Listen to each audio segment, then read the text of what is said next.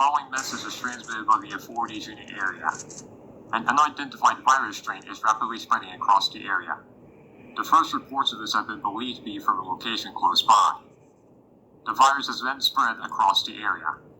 It is believed to be spread to adjacent locations in the next 12 hours.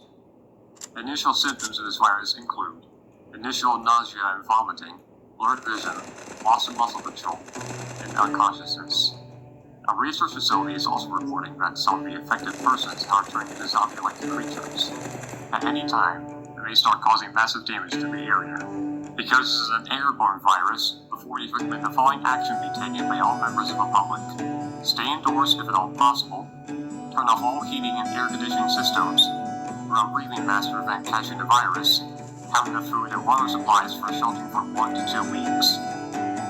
If you show symptoms of this virus and are turning into a zombie, you'll be immediately quarantined in your home for an indefinite period of time. Any persons hearing this message not within the area should also take these precautionary actions.